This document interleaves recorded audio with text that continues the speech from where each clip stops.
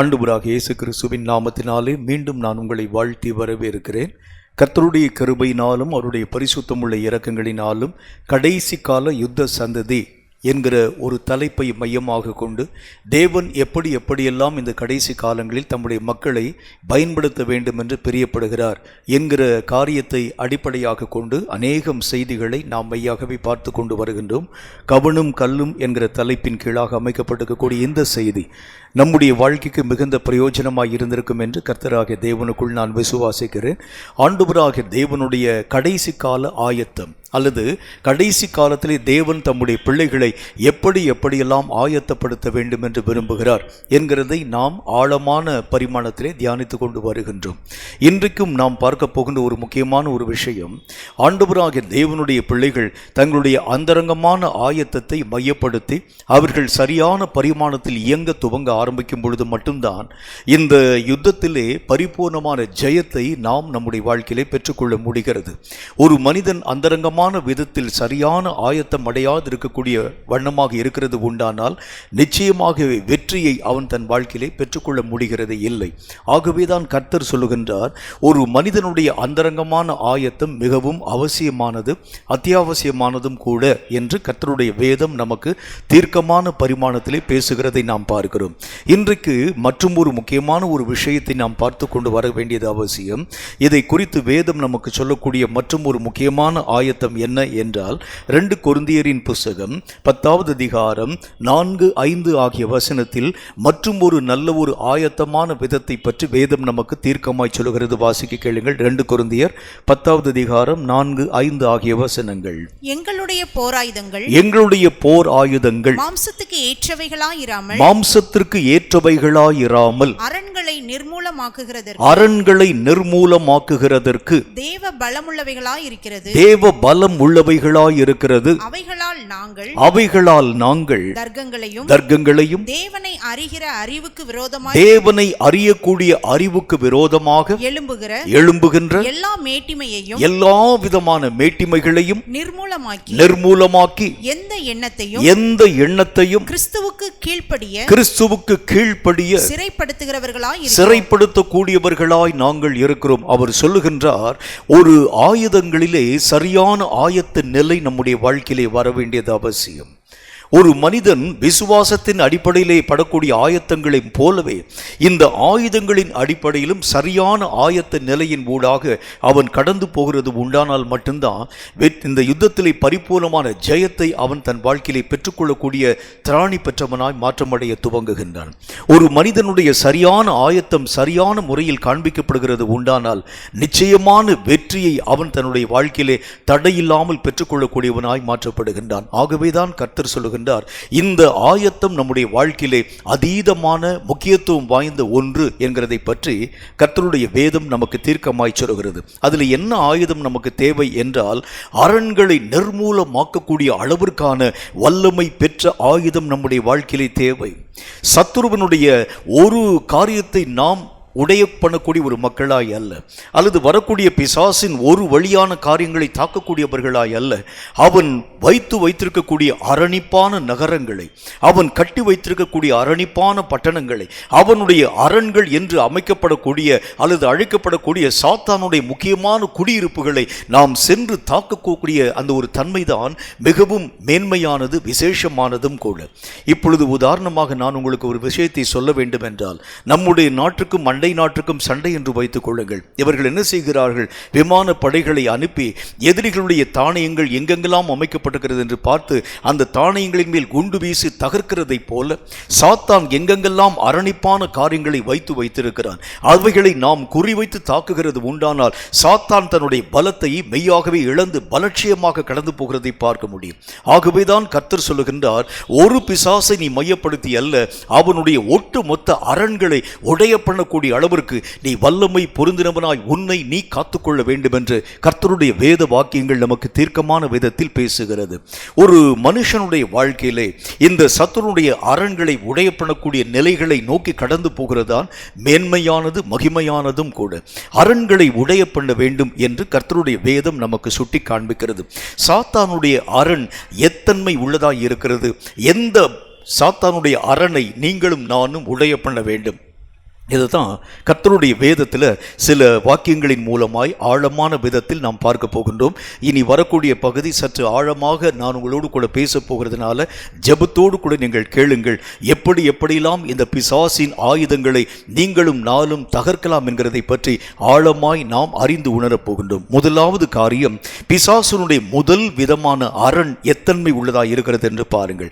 அப்போஸ்தலர் நடபடிகள் 10வது அதிகாரம் 38வது வசனமும் லூக்கா எழுதின சுவிசேஷம் 10வது அதிகாரம் 19வது வசனத்திலும் ஒரு காரியத்தை பார்க்க முடியும். அப்போஸ்தலர் 10:38 முதலாவது வாசிக்க கேளுங்கள். நசரேயனாகிய இயேசுவை தேவன் பரிசுத்த ஆவியினாலும் வல்லமையினாலும் அபிஷேகம் பண்ணினார். தேவன் அவருடனே கூட அவரோடு கூட இருந்தபடியினால் அவர் நன்மை செய்யக்கூடியவராகவும் பிசாசின் வல்லமையில் அகப்பட்டிருக்கக்கூடிய யாவரையும் குணமாக்கக்கூடியவராகவும் சுற்றித் திரிந்தார். லூக்கா எழுதின சுவிசேஷம் 10வது அதிகாரம் 19வது வசனமும் இதே விதமான காரியத்தை வலியுறுத்தி பேசுகிறது. வாசிக்க கேளுங்கள். இதோ சர்ப்பங்களையும் தேள்களையும் மிதிக்கவும் சத்துருவினுடைய சகல விதமான வல்லமைகளையும் மேற்கொள்ளவும் நான் உங்களுக்கு அதிகாரம் கொடுக்கிறேன். ஒன்றும் உங்களை சேதப்படுத்தாது. கர்த்தருடைய வேத வசனம் நல்ல ஒரு வாக்கியம் ஒன்றை நமக்கு இவ்விதமாய் எழுதி வைத்திருக்கிறது. அது சொல்லுகிறது, சாத்தானுடைய முதல் அரண் எங்கே இருக்கிறது என்று பார்த்தால், சாத்தான் தன்னுடைய வல்லமையிலே தன்னுடைய அரண்களை அமைத்து வைத்திருக்கின்றான். அவனுடைய கிரியைகளிலே காண்பிக்கப்படக்கூடிய அதீதமான வல்லமை ஆரம்ப நாள் துவங்கி இந்த நாள் வரைக்கும் சத்துருவினுடைய வல்லமையோடு கூட எதிர்த்து நிற்க முடியாமல் அநேகம் பரிசுத்தவான்கள் மெய்யாகவே வீழ்ந்து மடிந்து போன காரியங்களை நாம் அறிந்திருக்கிறோம். எத்தனை எத்தனமாக காணப்பட்டிருக்கக்கூடிய அநேகம் விதமான பரிசுத்தவான்கள் கூட சாத்தானுடைய இந்த வல்லமைகளுக்கு உள்ளாக உட்பிரவேசிக்க ஆரம்பித்த பொழுது அவர்களால் பிசாசின் வல்லமைகளை ஜெயிக்க மாட்டாதவர்களாய் மெய்யாகவே தரை மட்டும் தாழ்த்தப்பட்டு போனதை கர்த்தருடைய வேத செய்திகள் நமக்கு தீர்க்கமாய் பேச துவங்குகிறது. அப்படி என்றால் இந்த சாத்தானுடைய வல்லமைகளை முதல் காரியம் புரிந்து கொள்ள வேண்டும். அவன் என்னென்ன விதமான பரிமாணத்திலே தன்னுடைய வல்லமைகளை வெளிப்படுத்த துவங்கும்படிக்காக கடந்து வருகின்றார். அவனுடைய வல்லமை எங்கெங்கே காணப்படுகிறது, அந்த வல்லமைகளை மட்டுப்படுத்த வேண்டும் என்றால் நான் செய்ய வேண்டிய முக்கியமான ஆயத்தம் என்ன? இதை ஒரு மனிதன் சரியான பரிமாணத்தில் புரிந்து கொண்டால் மட்டும்தான் இந்த பிசாசின் வல்லமைகளை ஜெயிக்க மேற்கொள்ள உங்களாலும் என்னாலும் ஆகும். அநேகம் மக்கள் நினைக்கிறாங்க, பொல்லாத சாத்தானை எளிதாக நாம் வீழ்த்தி விடலாம், பொல்லாத பிசாசை எளிதாக நாம் அழிச்சிடலாம், பொல்லாத பிசாசின் வல்லமைகளை இயேசுவினுடைய நாமத்தினாலே எளிதாக நாம் துரத்தலாம் என்று சொல்லி. இல்லை பிரியமானவர்களே, இவனை ஜெயிக்க வேண்டும் என்றால் இவனை போலொத்த வல்லமை உங்களுடைய வாழ்க்கையிலே அதிகப்படுத்தப்பட வேண்டியது அவசியம். ஆகவேதான் கர்த்தருடைய வேதம் நமக்கு சுட்டி காண்பிக்கிறதை போல சத்துருடைய வல்லமைகளை முதல் காரியம் நீ உன் வாழ்க்கையிலே புரிந்து கொள்ள வேண்டும். அவனுடைய அரண் அவனுடைய வல்லமையிலே காண்பிக்கப்படுகிறது. ஆகவே இந்த சாத்தானுடைய அரனை நீங்கள் உடைய பண்ண வேண்டும் என்றால் சத்துருவின் வல்லமைகளை நீங்கள் முதல் விசையாய் அறிந்து உணர வேண்டியது அவசியம். ஆகவேதான் ஆண்டவராகிய தேவன் ஆதி காலத்தில் தாவீதை தம்முடைய கையின் கருவியாக பயன்படுத்தக்கூடிய நேரத்தில் கோலியாத்திற்கு விரோதமாய் கடந்து போகக்கூடிய அந்த சம்பவத்தை நாம் நினைவிலே கொண்டு வரும் பொழுது, ஒருவேளை கோலியாத்தை கொல்ல ஒரே ஒரு கல் அவனுக்கு போதுமானதாய் காணப்பட்டிருக்கலாம். என்றாலும் கூட கர்த்தர் ஏன் 5 கற்களை அவனுடைய கரங்களிலே கொடுத்து வைத்தார் என்று பாருங்கள். இந்த சத்துருவினுடைய வல்லமைகளைப் போல 5 விதமான மடங்கான வல்லமை உன்னுடைய வாழ்க்கையிலே அதிகரிக்கப்பட ஆரம்பிக்கும் பொழுதுதான் சாத்தானுடைய அதிகாரங்களையும் வல்லமைகளையும் ஜெயிக்க உன்னாலும் என்னாலும் ஆகும். இந்த சாத்தானுடைய வல்லமைகளை பற்றி நான் சற்று விரிவாக பேசுகிறேன். இதற்கு ஏற்ற வல்லமைகளை நீங்கள் பெற்றுக்கொண்டால் தான் பிசாசின் அதிகாரங்களையும் வல்லமைகளையும் ஜெயிக்க உங்களாலும் என்னாலும் ஆகும் என்று கர்த்தருடைய வேதம் நமக்கு ஆழமான விதத்திலே பேசுகிறது. சாத்தானுடைய வல்லமைகளை பற்றி வேதம் என்ன சொல்கிறது என்று பாருங்கள். வெளிப்படுத்தின விசேஷத்திலே 13வது அதிகாரம் 2வது வசனத்தை சற்று நிறுத்தி வாசிக்க கேளுங்கள். வெளிப்படுத்தின விசேஷம் 13வது அதிகாரம் 2வது வசனம் என்ன வார்த்தை சொல்கிறது என்று பாருங்கள். நான் கண்ட மிருகம் சிறுத்தையைப் போல இருந்தது. அதனுடைய கால்கள் கரடியினுடைய கால்களைப் போலவும் அதனுடைய வாய் சிங்கத்தின் வாயை போலவும் இருந்தன. வலு சர்ப்பமானது இந்த இடத்துல வலு சர்ப்பம் என்று பேசப்படக்கூடியது பிசாசை பற்றி கர்த்தர் சொல்லுகின்றார். வலு சர்ப்பமானது தன் பலத்தையும், தன்னுடைய முதல் காரியம் தன்னுடைய முழு பலத்தையும், தன் சிங்காசனத்தையும், இரண்டாவது காரியம் அவனுடைய சிங்காசனத்தையும், மிகுந்த அதிகாரத்தையும், மிகுந்த மூன்றாவது காரியம் மிகுந்த அதிகாரத்தையும் அதற்கு கொடுத்தது. கர்த்தருடைய வேத புத்தகத்தில் என்ன போட்டு பாருங்க, 3 காரியங்களை மையப்படுத்தி சாத்தான் தன்னுடைய பலத்தை மிகுதியாக்கி கொண்டிருக்கிறதை நாம் பார்க்க முடியும். முதலாவது காரியம், தன்னுடைய முழு பலத்தை அந்த மிருகத்தினுடைய கரங்களிலே பிசாசு கொடுக்கிறான். உன்னை ஒருவனாலும் எதிர்க்க முடியாத அளவிற்காய், உன்னை ஒருவனாலும் மேற்கொள்ள முடியாத இருக்கக்கூடிய அளவிற்காய் இந்த உலக ரீதியான, அறிவியல் ரீதியான, அறிவு சம்பந்தப்பட்ட ரீதியான, மாம்சீக ரீதியான மகா பெரிய முழு வல்லமைகளை நான் உன்னுடைய கரங்களிலே தருகிறேன். இரண்டாவது காரியம், என்னுடைய ஆளுகை என்று அழைக்கப்படக்கூடிய இந்த அரசியல் அமைப்புகள், சிங்காசனங்கள், ஆளுகை கொத்த எல்லா அதிகாரங்களையும் என்னுடைய கரங்களிலே தருகின்றேன். மூன்றாவது காரியம், அதிகாரம் எல்லாம் என்னுடைய கரங்களிலே கொடுக்கப்பட்டிருக்கிறது. உலகத்திலே எல்லா விதமான காரியங்களையும் தோற்கடிக்க, உலகத்திலே எல்லா காரியங்களையும் சாதிக்க எனக்கு அதிகாரம் உண்டு. இயேசுவோடு கூட சாத்தான் பேசும் பொழுது, இந்த அதிகாரம் முழுவதும் என்னுடைய கரங்களிலே ஒப்புக் கொடுக்கப்பட்டிருக்கிறது என்று இயேசுவை பார்த்து பிசாசு பேசவில்லையா? எல்லா அதிகாரங்களையும் பெற்ற சாத்தான் இந்த 3 விதமான வல்லமைகளை வைத்திருக்கிறதை நாம் கண்கூடாக பார்க்க முடியும். இவைகளை ஜெயிக்க ஒரே ஒரு வழிதான் உண்டு. இவைகளை ஜெயிக்க நாம் ஒருவேளை ஆவிக்குரிய மக்களாய் காண்பிக்கப்படக்கூடிய நாம் நம்முடைய பலத்தோடு கூட போகிறது உண்டானால், சாத்தானுடைய பலம் நம்முடைய பலத்தை காட்டிலும் மிஞ்சின பலம். அதிகாரம் என்று சொல்லக்கூடிய காரியங்களிலே போகிறது உண்டானால், உலகத்திலே காண்பிக்கப்படக்கூடிய எல்லா அதிகாரங்களும் பிசாசுக்கு முன்பதாக மண்டியிட்டு பணிந்திருக்கக்கூடிய நிலைகளை கண்கூடாக பார்க்கிறோம். ஆளுகை என்று சொல்லி போக ஆரம்பிக்கிறது உண்டானால், எல்லா அரசியல் அமைப்புகளும் சாத்தானுடைய கைவசமாய் காண்பிக்கப்படுகிறது. எவனை சாத்தான் தன்னுடைய கரங்களை நீட்டி காண்பிக்கிறானோ அவனே அதிகாரத்திலே மேலாக மெய்யாக வைக்கப்படக்கூடிய அளவிற்கு அவனுடைய வல்லமைகள், அவனுடைய ஆளுமையினுடைய சக்தி அதீதமாய் காண்பிக்கப்படக்கூடியதாக இருக்கிறது. இவைகளை எதிர்க்க ஒரே ஒரு மார்க்கம் தான் உண்டு. இவைகளுக்கு விரோதமாய் காணப்படக்கூடிய கர்த்தரின் பலம், முழு பலம் உன்னுடைய வாழ்க்கையில வந்தாதான் இந்த பொல்லாத சாத்தானுடைய அதிகாரங்களை, வல்லமைகளை மேற்கொள்ள உன்னாலும் என்னாலும் ஆகும். ஒரு கோலியாத்தை ஜெயிக்க 5 மடங்கு வல்லமையோடு கூட தாவீது கடந்து போனதை போல, இந்த நாட்களிலே காணப்படும் பொல்லாத பிசாசின் ஆதிக்கங்களை ஜெயிக்க 3 விதமான அதிகாரங்களையும், வல்லமைகளையும், ஆளுமைகளையும் வைத்திருக்கக்கூடிய இந்த பொல்லாத சாத்தானின் சத்துவங்களை ஜெபிக்க, இந்த காரியங்களை ஜெயிக்க எத்தனை மடங்கு வல்லமை உனக்கு அதிகமாய் தேவைப்பட ஆரம்பிக்கிறது என்று யோசித்து பார். கர்த்தருடைய பிள்ளையே, நம்முடைய சகல விதமான குறைவான பலத்தோடு கூட பிசாசுக்கு முன்பதாக எதிர்த்து நிற்க முடிகிறது இல்லை. நிறைய ஜனங்கள் இப்படித்தான் தங்களுடைய சுய பலத்தை நம்பி கடந்து போய் தோற்று போன அநேகம் சரித்திரங்களை நம்ம படிச்சிருக்கிறோம். கர்த்தர் சொல்லுகின்றார், இந்த காரியங்களை ஜெயிக்க வேண்டும் என்றால் இவைகளைப் போல அநேக மடங்கு வல்லமைகள் உன் வாழ்க்கையிலே அதிகரிக்கப்பட பண்ண வேண்டியது அவசியம். இவைகளைப் போல அதீதமான வல்லமைகள், பலம் உன்னுடைய வாழ்க்கையிலே பெருக்கெடுக்க ஆரம்பிச்சாதான் இப்படிப்பட்ட பொல்லாத சாத்தானின் அதிகாரங்களை, வல்லமைகளை, ஆளுமைகளை தகர்த்து எறிய உன்னாலும் என்னாலும் ஆகும். இல்லை என்றால் ஒருவேளை பிசாசுடைய பலத்தோடு யுத்தம் செய்யும் பொழுது தன்னுடைய ஆளுமையை கொண்டு உன்னை அடக்கி போடுவான். ஒருவேளை அவனுடைய ஆளுமையோடு கூட யுத்தம் செய்யும் பொழுது தன் அதிகாரத்தை கொண்டு உன்னை அடக்கி போடுவான். ஒருவேளை அவனுடைய அதிகாரத்தோடு கூட யுத்தம் செய்யும் பொழுது தன்னுடைய பலத்தினால் உன்னை நசுக்கி போட்டு விடுவான். இந்த 3 காரியத்தையும் ஒரே திறத்திலே நீ அழிக்க வேண்டும் என்றால் இவைகளைப் போல இன்னும் அதீதமான பலம் உனக்கு அதிகப்படுத்தப்பட வேண்டியது அவசியம்.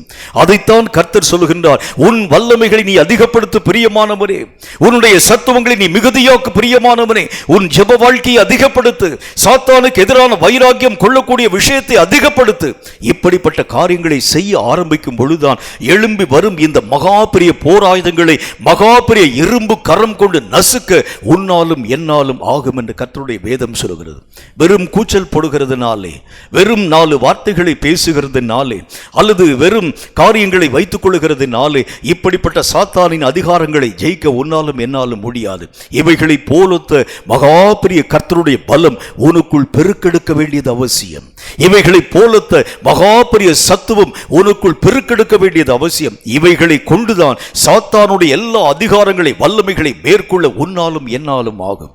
இப்படி இந்த காரியத்தை பற்றி பேசும்போது நீங்கள் என்னதான் பிரதர் சொல்ல வர்றீங்க என்கிற ஒரு கேள்வி நமக்குள் எழும்பலாம். ஒருவேளை நீங்கள் தற்போது 1 மணி நேரம் ஜெபிக்கிறீர்கள் என்று வைத்துக் கொள்ளுங்கள். இந்த வல்லமைகளை அதிகப்படுத்தப்பட வேண்டும் என்று சொன்னால் இனி வரக்கூடிய நாட்களில் 5 மணி நேரம் ஜெபியுங்கள், 7 மணி நேரம் ஜெபியுங்க.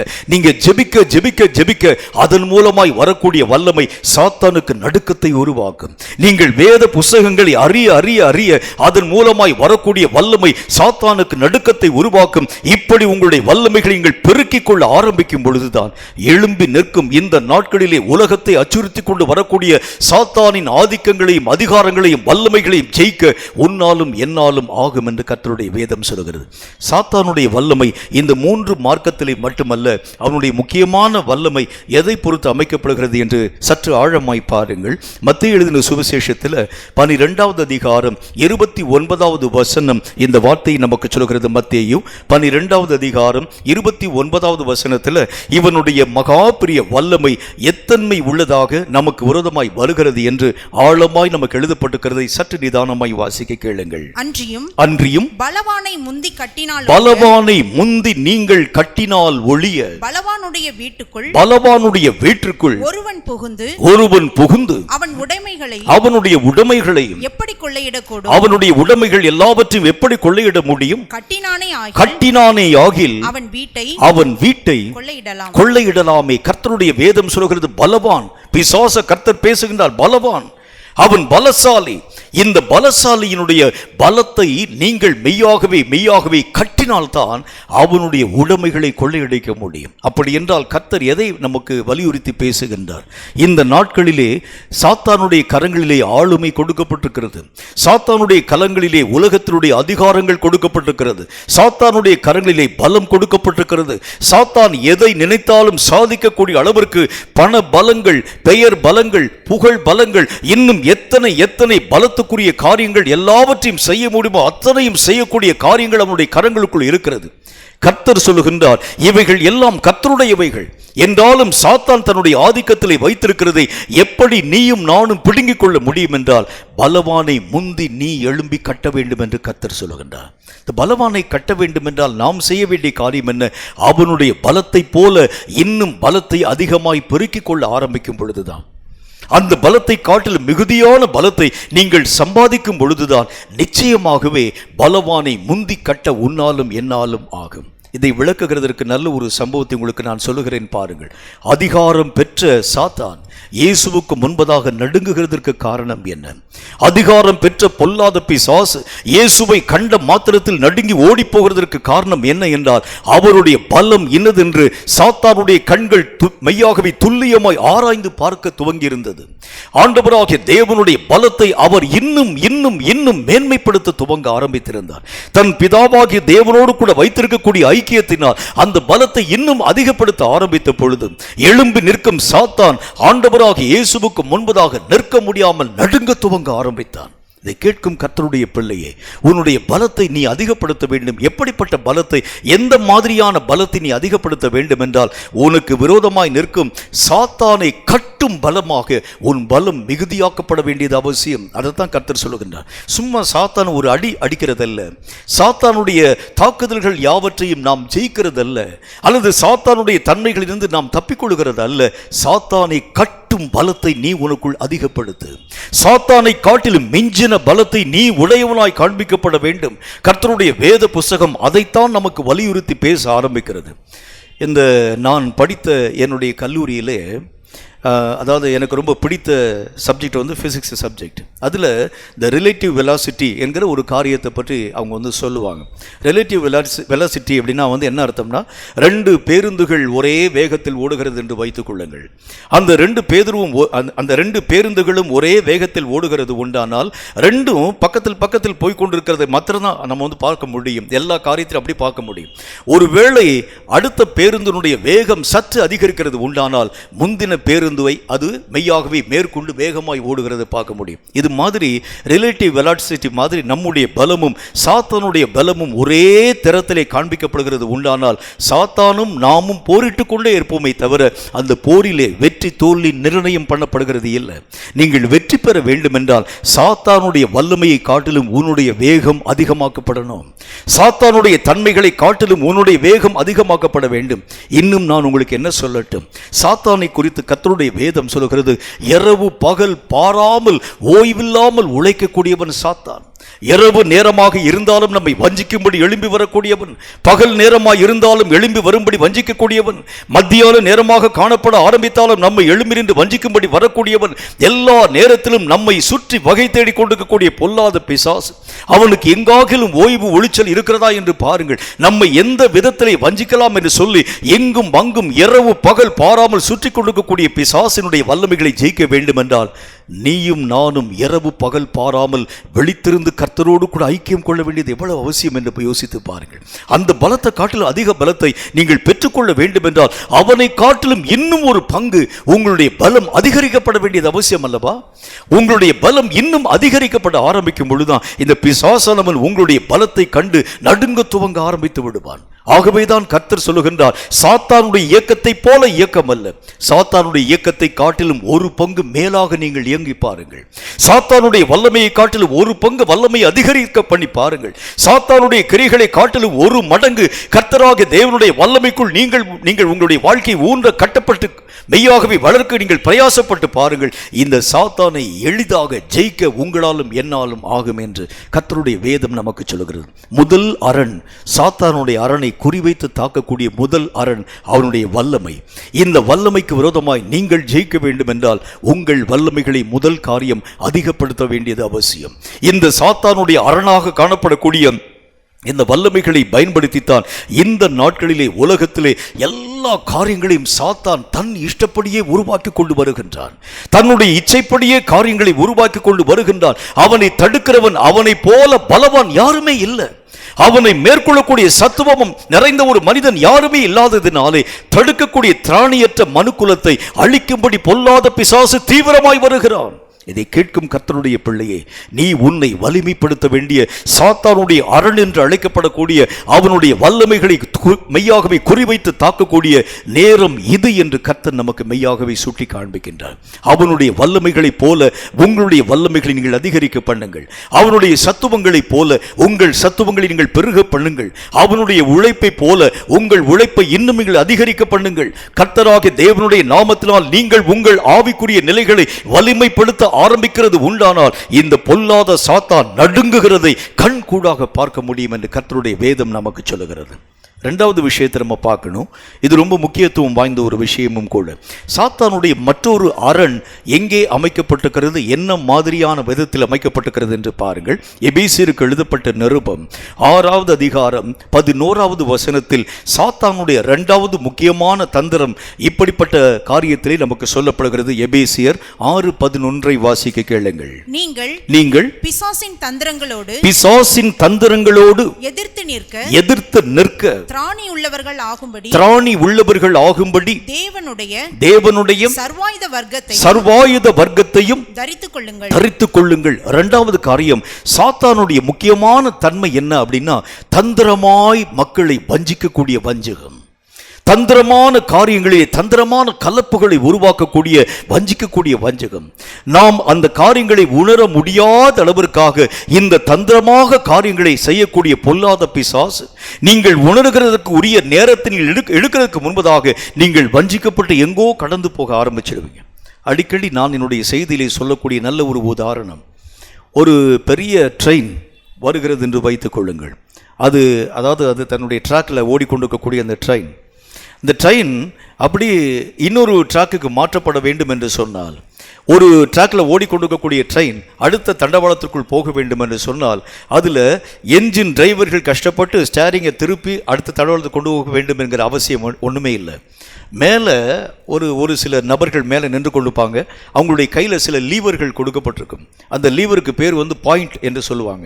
இந்த பாயிண்ட் அவங்க சேஞ்ச் பண்ண ஆரம்பிக்கும் போது என்ன நடக்கும் பாருங்க, இந்த தண்டவாளம் அப்படியே விலகி அடுத்த தண்டவாளத்தோடு கூட ஒட்டி கொடுக்கிறதை பார்க்க முடியும்.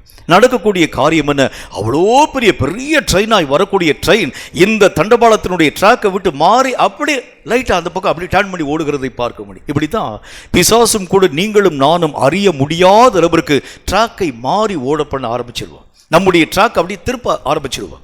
இந்த தந்திரங்களை நீங்களும் நானும் புரிந்து கொள்கிறதற்கு முன்பதாக வெகு தூரம் நம்ம கடந்து போயிடுவோம், வெகு காரியங்களை நம்ம இழந்து போயிடுவோம். இந்த தந்திரமான காரியங்களை சாத்தான் தன்னுடைய அரணாக வைத்திருக்கிறான். ஆரம்ப நாட்கள் துவங்கி இந்த காலம் வரைக்கும் பிசாசனுடைய தந்திரங்கள் அநேகம் பரிமாணங்களிலே அநேக மனுக்குலத்தை வஞ்சிக்கக்கூடிய முகாந்திரமாய் மெய்யாகவே இந்த நாட்களிலும் கடந்து வந்து கொண்டிருக்கிறதை கண்கூடாய் நாம் பார்க்க முடியும். அந்த சாத்தானுடைய தந்திரங்களில் சில தந்திரமான வகைகளை நான் உங்களுக்கு கற்பிக்க வேண்டியது அவசியம். முதலாவது காரியத்தை பாருங்க. எபேசியருக்கு எழுதப்பட்ட நிருபம் 4வது அதிகாரம் 14வது வசனம் இந்த வார்த்தையை நமக்கு சொல்கிறது. வாசிக்க கேளுங்கள். எபேசியர் 4வது அதிகாரம் 14வது வசனம். நாம் இனி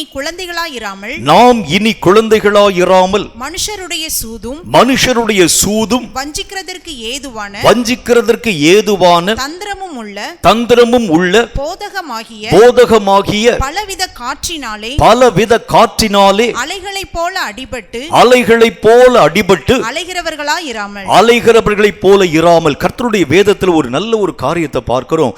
முதல் தந்திரம், சாத்தானுடைய தந்திரம் எங்கே காண்பிக்கப்படுகிறது? போதகங்களிலே வரக்கூடிய தந்திரம். இந்த கடைசி காலத்தில் ஒரு கிறிஸ்தவனை ட்ராக் மாறி ஓட பண்ண வேண்டியது அவசியம் பிசாசுக்கு. ஏன்னா இவன் சரியான இலக்கை நோக்கி குறிவைத்து தாக்குகிறது உண்டானால் சாத்தானுடைய ராஜ்யங்கள் தவிடுபொடியாக்கப்பட்டுரும், சாத்தானுடைய கிரியைகள் அழிக்கப்பட்டு போயிடும். இவைகளை பொல்லாத பிசாசு உணர ஆரம்பிக்கிறதுனால அவன் முதல் காரியமாய் எதை கொண்டு வர ஆரம்பிக்கிறான் என்றால் போதகங்களிலே தந்திரமான உபதேசம்.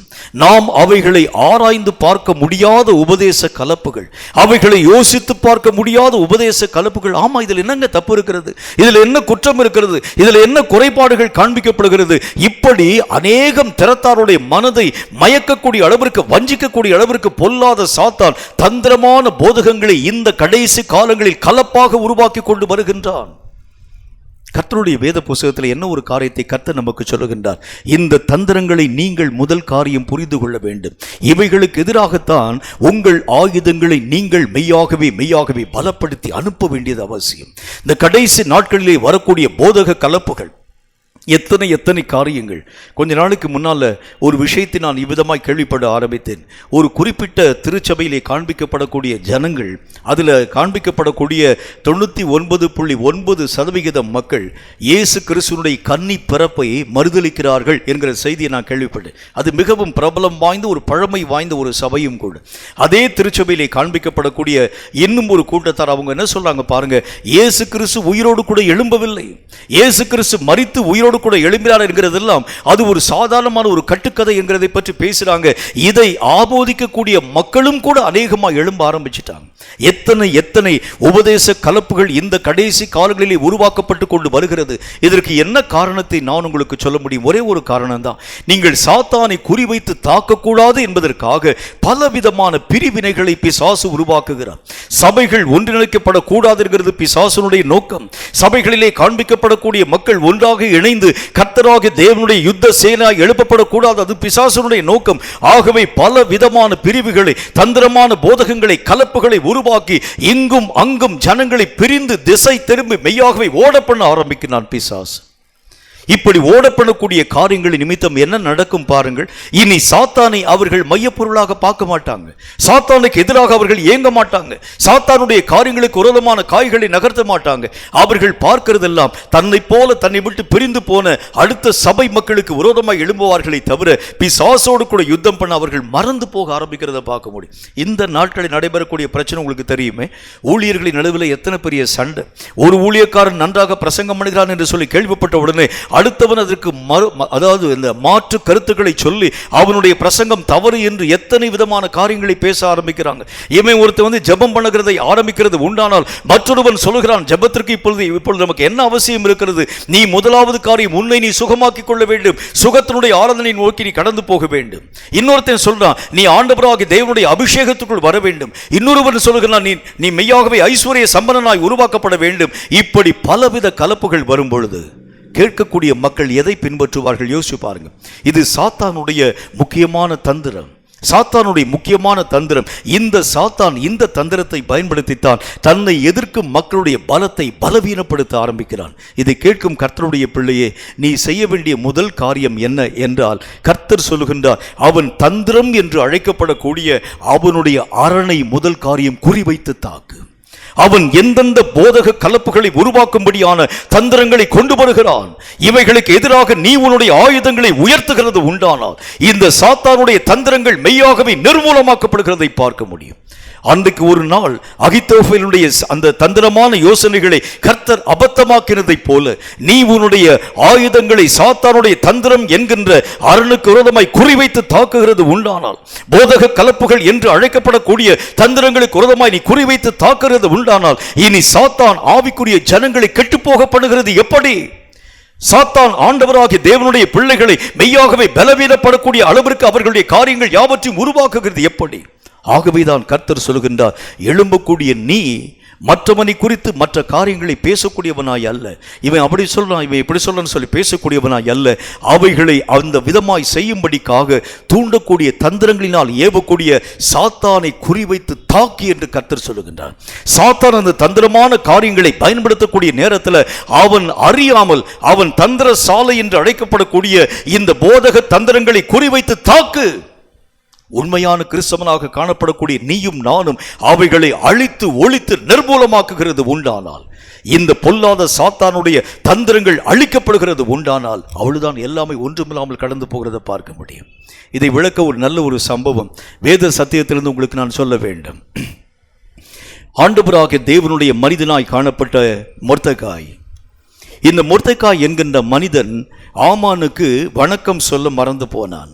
ஒரு நாள் இப்படிப்பட்ட காரியங்களை செய்ய மறந்ததினால எல்லா ஜனங்களும் ஆமானை அவ்வளோ தூரம் உயரத்திலே வைத்திருந்தார்கள், எல்லா காரியங்களையும் மேன்மைப்படுத்த ஆரம்பிச்சிருந்தாங்க. ஆனால் இந்த மொர்தெகாய் மட்டும் ஆமானுக்கு கொடுக்க வேண்டிய கனத்தை கொடாமல் போனதுனால ஆமானுக்கு ரொம்ப கோபம் வந்துருச்சு. இந்த மொர்தெகாயை நான் மெய்யாகவே பழிக்கு பழி வாங்க வேண்டும், ராஜா என் பட்சமாய் நிற்கிறான், நான் சொல்லக்கூடிய வார்த்தைகளை தவிர்த்து வேறு ஒன்றையும் யோசிக்க மனமற்ற ராஜாவினுடைய அந்த அதிகாரத்தை பயன்படுத்தி இந்த மொர்தெகாயை நிர்மூலமாக்க வேண்டும். ராஜாட்ட போய் ஆமான் பேசுகின்றான், ராஜாவே, ஒரு விதமான துஷ்ட ஜனம் நம்முடைய தேசத்திற்குள் பரம்பி இருக்கிறாங்க, அவர்கள் ராஜாவுடைய கற்பனைகளுக்கு கீழ்ப்படுகிறது இல்லை. அந்த ஆமானை பார்த்து ராஜா சொல்லுகின்றான், உனக்கு என்ன காரியம் தேவையோ ஆமான், அவைகளை நீ பயன்படுத்திக் கொள் என்று சொல்லி தன்னுடைய முத்திரை மோதத்தை கழற்றி கொடுத்து விட்டான். நீ என்ன வேணாலும் செஞ்சுக்க. இந்த காரியத்தை கேள்விப்படக்கூடிய அந்த மொர்தெகாயினுடைய எல்லா விதமான காரியங்களையும் அறிந்த அவன் எஸ்தர் ராஜாத்தியை பார்த்து சொல்லுகின்றான், நீ போய் ராஜாட்ட போய் பேசு. அந்த சரித்திரமெல்லாம் உங்களுக்கு தெரியும். கடைசியிலே என்ன நடக்கிறது பாருங்கள். இந்த ஆமான் தன்னுடைய எல்லா விதமான அதிகாரங்களை பயன்படுத்தி அந்த யூத குலம் யாவற்றையும் அழிக்கக்கூடிய காரியங்களை உருவாக்கக்கூடிய நேரத்தில் எஸ்தர் ராஜாத்தி என்கின்ற ஒரே ஒரு பெண் போய் நின்று அவனுடைய ஒட்டு மொத்த தந்திரத்தினுடைய அரணை உடைய பண்ணினதை போல இன்றைக்கு நீயும் நானும் கிரியை செய்ய வேண்டிய நேரம் வந்தாயிற்று என்று கர்த்தர் சொல்லுகின்றார். ஒரு பிசாசனுடைய போதகத்தை தவிர்க்கிறது இல்லை, ஒரு பிசாசு கொண்டு வரக்கூடிய கலப்புக்கு எதிரான வார்த்தைகளை பேசுகிறது அல்ல. கர்த்தர் சொல்லுகின்றார், அந்த பிசாசு பேசக்கூடிய வார்த்தைக்கு பதில் பேசக்கூடியவனாய் அல்ல, அந்த காரியங்கள் தப்பு என்று சொல்லி மற்ற மக்களுக்கு மத்தியிலே போதகத்தை சொல்லக்கூடியவனாய் அல்ல. நீ செய்ய வேண்டிய காரியம் அந்த தந்திரங்கள் உருவாக்கக்கூடிய பண்டசாலையை குறிவைத்து அழித்து நிர்மூலமாக்கி போடு, அதை கொளுத்தி போடு. அது இருக்கக்கூடிய வரைக்கும் சாத்தான் தன்னுடைய தந்திரங்களை இன்னும் இன்னும் இன்னும் பெருக பண்ணிக்கொண்டே வருகிறதை கண்கூடாக பார்க்க முடியும். ஆகவே ஒரு தந்திரத்திற்கு பதில் சொல்லக்கூடியவனாய் அல்ல. சில உபதேச கலப்புகள், இப்போ வந்திருக்கக்கூடிய உபதேச கலப்புகளுக்கு பெரிய பெரிய ஊழியக்காரர்கள் வந்து பதில் சொல்லி கொண்டிருக்கிறாங்க. இவங்க பேசக்கூடிய இந்த காரியம் தப்பு, வேத புத்தகத்தில் இப்படியெல்லாம் எழுதப்படலை, இந்த மாதிரிலாம் சொல்லப்படுகிறது என்று சொல்லி அப்படி பேசப்படக்கூடிய அந்த போதக தந்திரத்திற்கு இவங்க வந்து அநேகம் விதமான மறு உத்தரவுகளை சொல்றாங்க. நான் சொல்கிறேன், மறு உத்தரவு சொல்கிறது நம்முடைய வேலை அல்ல, தந்திரங்களை உடையப்படுகிறதா நம்முடைய வேலை, தந்திர சாலையை மெய்யாகவே கொளுத்துகிறதா நம்முடைய வேலை. ஆகவே கர்த்தருடைய வேதம் சொல்கிறதை போல நீங்கள் பதில் சொல்லக்கூடிய ஒரு மக்களாய் இல்லாமல் தந்திரங்களை உருவாக்கும் சாத்தானுடைய அரணை தகர்க்க நீங்கள் மெய்யாகவே பிரயாசப்பட வேண்டும் என்று கர்த்தருடைய வேதம் நமக்கு சொல்கிறது. இரண்டாவது பிசாசனுடைய முக்கியமான தந்திரம் என்னன்னு பாருங்க. 2 பேதுருவின் புஸ்தகம் 2வது அதிகாரம் 1 முதல் 3 வரை இருக்கக்கூடிய வசனங்களை கொஞ்சம் நிறுத்தி வாசித்து பாருங்க. 2 பேதுருவின் புஸ்தகம் 2வது அதிகாரம் 1 முதல் 3 வரை இருக்கக்கூடிய வசனங்கள். கள்ள தீர்க்கதரிசிகளும் கள்ள தீர்க்கதரிசிகளும் ஜனங்களுக்குள்ளே இருந்தார்கள். அப்படியே உங்களுக்குள்ளும் கள்ள போதகர்கள் இருப்பார்கள். உங்களுக்குள்ளும் கள்ள போதகர்கள் இருப்பார்கள். அவர்கள் கேட்டுக்கு ஏதுவான வேத புரட்டுகளை தந்திரமாய் நுழைய பண்ணி தங்களை கிரயத்துக்கு கொண்ட ஆண்டவரை மறுதலித்து தங்களுக்கு தீவிரமான அழிவை வருவித்துக் கொள்ளுவார்கள். கர்த்தருடைய வேத புஸ்தகத்தில் முக்கியமான ஒரு காரியத்தை பார்க்கிறோம். பிசாசனுடைய இரண்டாவது முக்கியமான தந்திரம் என்ன? கர்த்தரை மறுதலிக்க பண்ணக்கூடிய ஒரு தந்திரம். இதுக்கு உதாரணத்தை நான் உங்களுக்கு சொல்ல வேண்டிய அவசியம் இல்லை. உங்களுக்கு இந்த ஒரு வார்த்தை நான் பேசும்போது நீங்களே புரிந்து கொண்டிருப்பீர்கள். யூதாஸ் காரியோத்து சாத்தான் தந்திரமாய் குறிவைக்க ஆரம்பித்தார். இயேசுவோடு கூட காணப்படக்கூடிய 12 சீஷர்கள், இந்த சீஷர்கள் இயேசுவுக்கு மகா பெரிய உன்னதமான பலமாய் காண்பிக்கப்படுறாங்க. தங்களுடைய எல்லா விதமான கருத்துக்களை இயேசு கிறிஸ்து அவர்களோடு கூட ஷேர் பண்ண ஆரம்பிக்கின்றார். ஆகவே இங்கே இருக்கக்கூடிய ஒருவனை நான் ஆண்டவராக தேவனை மறுதலிக்க பண்ண வேண்டும், ஒருவனை நான் மெய்யாகவே கொளுத்த வேண்டும், இயேசுவுக்கு விரோதமான காரியங்களை உருவாக்க பண்ணக்கூடிய அளவிற்கு காரியங்களை செயல்படுத்த வேண்டியது அவசியம். சாத்தான் குறிவைக்க ஆரம்பித்தான். ஒருவனை ஆண்டவராக தேவனுக்கு விரோதியாகவும் மற்றொருவனை கர்த்தராக தேவனை மறுதலிக்க பண்ணக்கூடிய அளவிற்காகவும் சாத்தான் குறிவைக்க ஆரம்பித்த பொழுது, சாத்தானுடைய குறியிலே மாட்டிக்கொண்ட முதல் மனிதன் யூதாஸ் காரியோத்து இயேசுவை காட்டி கொடுத்து விட்டு செத்து போய்விட்டான். இரண்டாவது மனிதனை சாத்தான் குறிவைத்தான். பேதுரு அப்போஸ்தலன் இயேசுவை மறுதலிக்க துவங்க ஆரம்பித்தான். தான் கண்ட இயேசு, தான் அறிந்த இயேசு, தான் உணர்ந்த இயேசு, தான் மெய்யாகவே அனுபவித்த இயேசு, தான் கற்றுக்கொண்ட போதகங்கள் எல்லாவற்றையும் மெய்யாகவே கற்பித்த தந்த இயேசுவை மறுதலிக்கக்கூடிய அளவிற்கு அவனுடைய மனதிற்குள் சாத்தான் எத்தனை காய்களை உருவாக்கி நகர்த்தியிருக்கிறான் என்று பாருங்கள். ஒரு சாதாரணமான ஒரு மனிதன் இயேசுவோடு கூட கடைசி வரைக்கும் இருக்கக்கூடிய ஒரு மனுஷன். ஒருவேளை இப்போ நம்முடைய வாழ்க்கை இயேசுவோடு கூட இணைக்கப்படாத ஒரு வாழ்க்கை. இயேசுவை பற்றி நம்ம கேள்விப்பட்டிருக்கிறோம், இயேசுவை பற்றி அறிவிக்கப்பட்டிருக்கிறோம், இயேசுவை பற்றி நம்ம அறிந்திருக்கின்றோம், அவ்வளோதானே தவிர இயேசுவோடு கூட பழகிறது கிடையாது. இயேசுவோடு கூட ஒன்றாக வாழ்ந்த வாழ்க்கையினுடைய அனுபவம் நமக்கு இல்லாமல் இருக்கக்கூடிய ஒரு வாழ்க்கையை நாம் வாழ்ந்து கொண்டிருக்கின்றோம். இப்படிப்பட்ட நம்முடைய வாழ்க்கையை வஞ்சிக்கிறது எளிது. ஆனால் பேதுரு அப்போஸ்தலர் இயேசுவோடு கூடவே ஒன்றாய் உட்கார்ந்து, ஒன்றாய் பேசி, ஒன்றாய் படுத்து, ஒன்றாய் காரியங்களை பேசின அவனை சாத்தான் வஞ்சிக்கும்படி மறுதலிக்கும்படிக்காக தூண்டுகிறான் என்று சொன்னால் சாத்தானுடைய வலிமையான தந்திரம் எப்படிப்பட்டது என்று யோசிச்சு பாருங்க. அப்ப கர்த்தருடைய வேதம் என்ன சொல்ல ஆரம்பிக்கிறது? பேதுருவையே சாத்தான் மறுதலிக்கப்படுகிறது உண்டானால் நீயும் நானும் எம்மாத்திரம். ஆகவேதான் இந்த கடைசி காலங்களில் சாத்தானுடைய ஊழியர்களாக பெயரளவில் கர்த்தருடைய ஊழியர்கள் என்கிற பெயரில் காண்பிக்கப்படக்கூடிய ஊழியர்கள் நிறைய பேர் சாத்தானுடைய ஊழியர்களாகவே இந்த நாட்களில் இயங்கிக் கொண்டிருக்கிறதை பார்க்க முடியும். நல்ல ஒரு உதாரணத்தை உங்களுக்கு நான் சொல்லுகின்றேன். ஒரு முறை என்னுடைய சகோதரன் வின்சென்ட் செல்வகுமார் அவர்கள் மதுரையில் ஒரு வேலைக்காக ஆரம்ப நாட்களில் ஊழியத்தினுடைய துவக்க காலத்தில் ஒரு வேலைக்காக கடந்து போயிருந்தாங்க. அந்த வேலை முடிந்த பிறகு அந்த ஊரில் ஒரு பெரிய ஒரு கிரவுண்டு ஒன்று இருக்கிறது. அங்கே அடிக்கடி ஆவிக்குரிய கூட்டங்கள் உருவாக்கப்படுகிறது வழக்கம். இந்த வேலை சீக்கிரமாக முடிஞ்சதுனால அந்த கிரவுண்டில் நடைபெறக்கூடிய கூட்டத்தில் போய் பங்கு பெற வேண்டும் என்று என்னுடைய சகோதரன் கடந்து போனாங்க. நடந்த காரியம் என்ன? அந்த கூட்டம் நல்ல பிரபலமாக பேசப்படக்கூடிய ஒரு பெரிய ஒரு ஊழியக்காரருடைய கூட்டம். கூட்டத்தில் ஜனங்கள் மிகுதியாய் கடந்து வர ஆரம்பிச்சு அந்த மைதானம் முழுமையும் நிரம்பி வெளியக்கூடிய அளவிற்கு திரள் ஜனங்கள் கடந்து வந்திருந்தாங்க. அண்ணன் முன்னாலே போயினதுனால முன்னால் போயிட்டாங்க, பக்கத்தில் போயிட்டாங்க. அங்கே போய் உட்கார்ந்து கொண்டு பார்த்து கொண்டு இருக்கக்கூடிய நேரத்தில் அப்போ தான் ஆரம்ப ஜெபம் பண்ணுறாங்க, பாடல் பாடுறாங்க, ஆராதிக்கிறாங்க. பின்பு கர்த்தருடைய ஊழியத்தை சொல்லும்படிக்காக அந்த ஊழியக்காரர் கடந்து வந்து மேலே ஸ்டேஜில் ஏறி நின்று கண்களை மூடி நாம் யாவரும் ஒருமனப்பட்டு ஜெபிப்போம்னு சொல்றாங்க. என்னுடைய சகோதரன் கண்களை மூடின பொழுது ஒரு காட்சியை பார்க்குறாங்க. என்ன காட்சியை பார்க்குறாங்க அப்படின்னா, அந்த ஸ்டேஜ் முன்பதாக அமைக்கப்பட்டிருக்கக்கூடிய இந்த ஸ்டேஜில் பார்த்தீங்கன்னா வரிசையாக முன்பதாக நிறைய அநேகம் சின்ன சின்ன சைஸில் சின்ன சின்ன உயரத்தில் காண்பிக்கப்படக்கூடிய குட்டி பிசாசுகள் ஏராளமாய் உட்கார்ந்துருக்கிறவங்களுடைய கண்கள் பார்க்குறது. கண்ணை கசக்கி பார்க்குறாங்க. என்னடா அது நல்ல ஊழியக்காரருடைய ஊழியம், பிசாசா உட்கார்ந்துருக்கிறது, எதுக்கு உட்கார்ந்துருக்கிறது? மறுபடியும் கண்களை கசக்கி பார்த்த பொழுது மறுபடியும் திரளான ஆவிகள் ஏராளமாய் உட்கார்ந்துருக்கிறதை அவருடைய கண்கள் பார்த்தது.